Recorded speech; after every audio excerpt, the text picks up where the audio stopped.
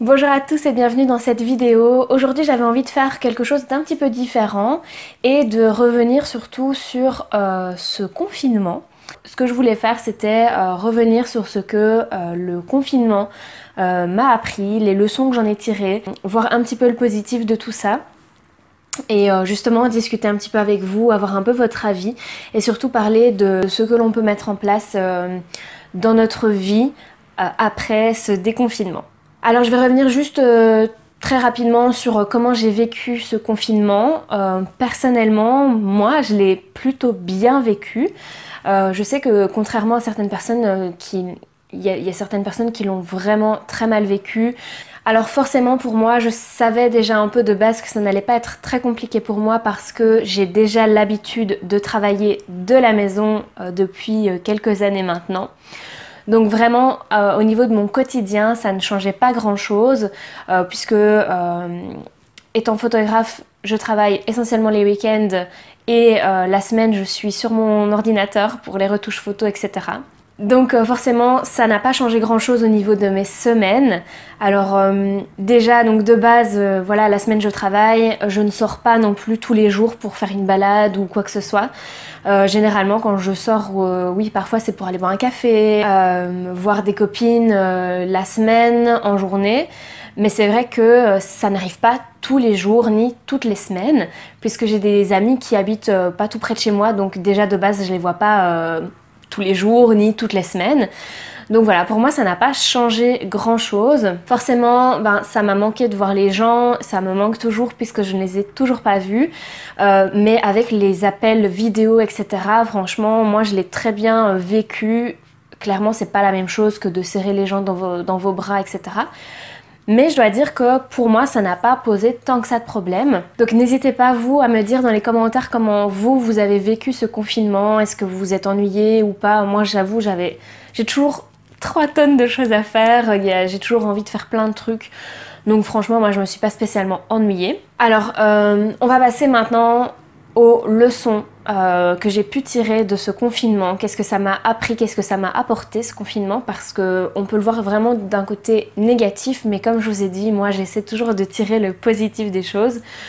Donc qu'est-ce que j'ai appris pendant ces jours de confinement? Alors la plus grosse leçon je dirais c'est le lâcher prise. Pour moi c'est quelque chose qui a peut-être été le plus compliqué pour moi. Parce que déjà dans la vie de tous les jours c'est compliqué pour moi de lâcher prise, de ne pas pouvoir tout contrôler. Alors ça a été surtout difficile au niveau professionnel parce que étant photographe de mariage principalement, voilà vous imaginez bien tous les mariages ont été reportés, soit reportés, annulés, tout ça. Et c'était compliqué pour moi d'organiser l'avenir, le futur, je pense comme la plupart d'entre vous. Et ça a vraiment été compliqué pour moi à gérer. Ça l'est toujours encore aujourd'hui puisque finalement cet avenir pour les mariages, les photographes en général, ce futur est toujours assez incertain. Donc je dirais que vraiment ça a été le plus dur pour moi. Mais la leçon que j'en ai tirée c'est que vraiment on ne peut rien contrôler. Que ce soit dans la vie de tous les jours en temps normal ou même pendant ce confinement, clairement en fait on ne peut rien y faire, on ne peut pas contrôler toutes les sphères de sa vie et vraiment j'ai dû apprendre à lâcher prise à ce niveau-là, à arrêter de m'en faire, à essayer de relativiser un maximum, encore comme je vous disais, d'essayer de voir vraiment le positif dans chaque situation puisque je ne pouvais de toute façon rien faire, je ne pouvais pas avoir une emprise sur cet avenir. Donc ça c'est vraiment la plus grosse leçon pour moi, c'est d'apprendre à lâcher prise. Et vraiment en fait j'ai pas de conseils spécialement à donner, en fait lâcher prise il suffit juste de lâcher. de se dire que c'est comme ça, qu'on ne saura rien y faire, que de toute manière on a beau s'énerver, se mettre dans des états pas possibles, ça ne changera rien à la situation. Donc le mieux c'est de respirer un bon coup et de vivre plus au jour le jour sans vouloir tout contrôler. La deuxième leçon que j'ai pu en tirer c'était forcément, ça va un peu de pair, c'était de ralentir. Comme je vous disais, j'ai toujours plein d'idées, plein de projets en tête, je ne m'ennuie que très rarement. Et ici, le fait d'avoir moins de travail, forcément, ça m'a obligée à ralentir, à prendre du temps pour moi. Ça faisait des mois et des mois que je n'avais plus ouvert un livre alors qu'en fait j'aime beaucoup lire. D'ailleurs je vous propose de temps en temps des vidéos lecture du moment et tout ça. Et là depuis le mois de janvier, je m'étais un peu mis comme objectif de lire un livre par mois et j'ai dû déjà attendre le mois de avril avant de m'y remettre. Donc c'est pour vous dire à quel point je ne prends pas le temps de me poser avec un livre. Et pourtant, ici j'ai pu prendre le temps de le faire et ça m'a fait vraiment du bien, ça m'a trop fait plaisir. J'ai lu 2 livres d'ailleurs, j'attends d'en lire peut-être un 3e avant de vous parler justement dans une nouvelle vidéo lecture. Mais vraiment ce fait de ralentir, de prendre du temps, de regarder une série, de lire, de glander devant YouTube, tout ça, ça faisait vraiment longtemps que je ne l'avais plus fait et ça m'a vraiment fait beaucoup de bien. Donc je pense que c'est une leçon à tirer de ce confinement pour l'avenir en tout cas. La 3e leçon que j'ai pu tirer de cette période, c'était le fait d'être vraiment en accord avec mon mode de vie actuel. Alors si vous me suivez un petit peu, vous savez que depuis déjà quelques années et parfois quelques mois, j'ai essayé de mettre en place des petites choses au niveau du minimalisme, au niveau du zéro déchet. Et vraiment, ce confinement m'a vraiment permis de me rendre compte que le minimalisme, enfin c'était trop bien. Genre on n'a pas besoin d'acheter, on n'a pas besoin de surconsommer plein de trucs. Ne serait-ce que même au niveau des courses, finalement on a fait nos courses différemment, on a fait nos courses pour plus longtemps, ce qui fait qu'on a été moins tenté d'acheter plein de trucs dont on n'avait pas besoin au fil des semaines. On s'est vraiment concentré sur l'essentiel au final. Pareil, au niveau des fringues, clairement vous savez normalement que ça fait des mois et des mois, voire peut-être même facilement presque un an, que je n'ai plus acheté de nouveaux fringues. Quand je dis nouveaux fringues, c'est en fast fashion. J'ai beaucoup plus maintenant une démarche de seconde main, de friperie. Et donc, en fait, pendant tout ce confinement, j'ai même pas eu envie d'acheter et je me suis vraiment rendu compte que je n'avais même pas envie de compenser. Parce que je sais que beaucoup de gens ont acheté en ligne. Alors je juge pas, vous faites ce que vous voulez. Mais vraiment, est-ce que c'était nécessaire d'acheter plein de fringues pour finalement ne pas sortir de chez vous? Enfin, je sais pas trop. Je pense que vraiment on peut aimer la mode sans devoir acheter des nouvelles pièces toutes les semaines ou tous les mois. Donc ça permet aussi de revoir un petit peu son dressing, de voir comment on peut associer les pièces entre elles, etc. Donc de réfléchir un peu plus à ça. Puis ça a un impact énorme sur l'environnement de toute manière, donc c'est aussi pour ça que je parle de ça. Mais du coup oui voilà, c'était ce retour à l'essentiel, se rendre compte qu'on n'a pas besoin de 36 000 choses pour s'occuper, pour vivre finalement. Et ça m'a réconfortée dans l'idée d'avoir acheté une petite maison aussi, où il n'y a pas 36 000 choses à ranger, où il n'y a pas 36 000 meubles à devoir acheter. Voilà, c'est de l'entretien aussi. Et franchement, je me rends compte que de plus en plus, j'aime bien ce mode de vie finalement plutôt simple, sans trop de chichi, sans se prendre la tête, sans dépenser finalement plein d'argent.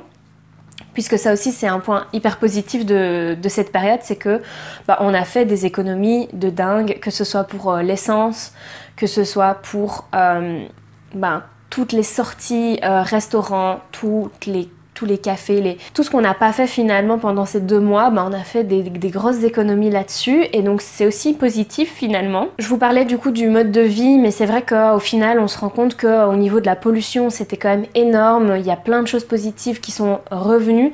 On a vu les dauphins, je sais pas si vous avez vu les dauphins arriver dans les ports, etc. Enfin, la nature qui reprenait un petit peu sa place finalement sur cette terre.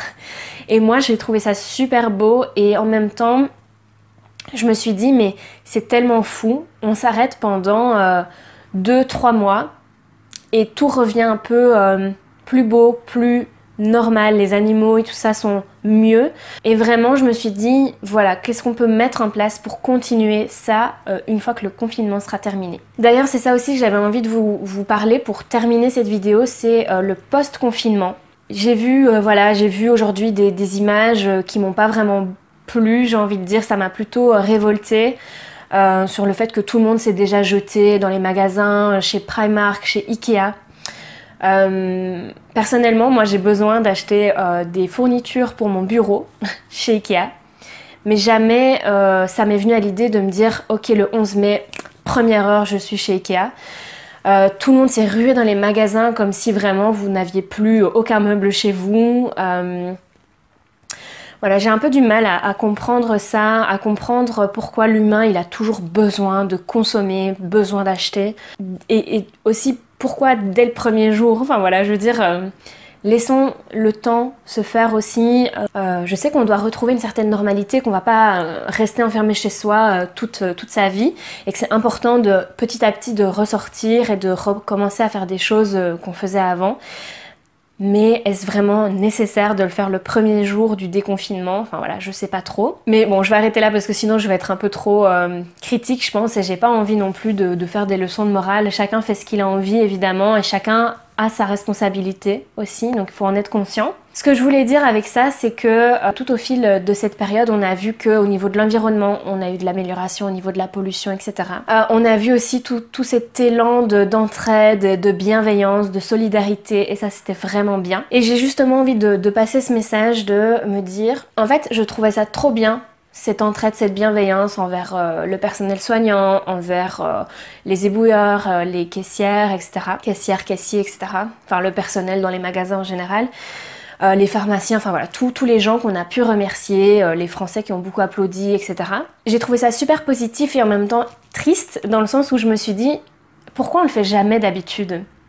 Est-ce qu'il faut vraiment qu'il se passe quelque chose comme ça pour qu'on se rende compte que les gens sont importants dans la société, que certaines professions qui sont parfois dénigrées sont tout aussi importantes? Et en fait c'est ça, j'ai envie qu'on puisse continuer à applaudir, à remercier les gens du personnel soignant qui font le même travail au quotidien en fait toute leur vie, les éboueurs qui ramassent nos poubelles toutes les semaines, avant confinement, après confinement, ça va pas changer. Toutes ces personnes qui travaillent dans les grandes surfaces, dans les magasins d'alimentation, etc. Est-ce qu'on va continuer à les remercier? Est-ce qu'on va continuer à être bienveillant, à les... voilà.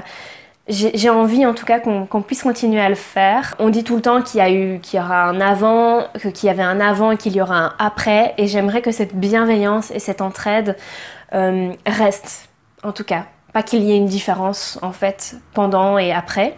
Je trouve que c'est quelque chose en fait qui doit rester. Cette bienveillance envers les gens, sourire aux gens, être positif, les remercier pour le travail qu'ils effectuent au quotidien. Voilà, je pense que c'est important. Pareil, c'est important de continuer à faire des efforts au niveau de l'environnement. Clairement, je ne demande pas à tout le monde d'arrêter d'acheter des fringues, etc. Mais peut-être juste réfléchir sur sa consommation, comment on peut devenir meilleur finalement pour qu'on puisse mieux vivre au quotidien, avoir un environnement qui est meilleur, plus stable peut-être, avec moins de pollution. Dites-moi un petit peu ce que vous en pensez. Moi clairement je sais qu'en tout cas pour cette période je vais encore attendre avant de sortir et de faire plein de trucs. J'attends encore un peu avant d'aller voir ma famille. J'essaie de rester responsable, de faire les choix que j'ai envie finalement. Mais voilà, je continue en fait à réfléchir à ce mode de vie et j'essaie de faire ce qui est le mieux, selon moi en tout cas, pour la planète, pour l'environnement, en général. Donc voilà, j'avais juste envie de m'exprimer un petit peu comme ça sur cette période. J'avais envie d'avoir un peu votre avis, voir est-ce que vous avez appris des choses, est-ce que vous vous dites maintenant que vous aimez bien télétravailler, que à l'avenir vous aimeriez peut-être faire plus de télétravail à la maison, est-ce que votre mode de vie a changé, est-ce qu'il y a des petites choses que vous avez envie de continuer à faire après, est-ce qu'il y a des petites choses où vous dites ah je pourrais améliorer ça, etc. Je pense que si chacun fait sa part finalement, ne serait-ce que des petites étapes par petites étapes, ça peut vraiment faire une toute autre différence. Et donc voilà, n'hésitez pas à me dire tout ça dans les commentaires, je serai contente de parler avec vous. N'hésitez pas à liker la vidéo si elle vous a plu, à vous abonner à la chaîne YouTube si ce n'est pas déjà fait. Vous pouvez aussi vous abonner à mon compte Instagram. Et je vous dis à très bientôt pour une prochaine vidéo. Salut!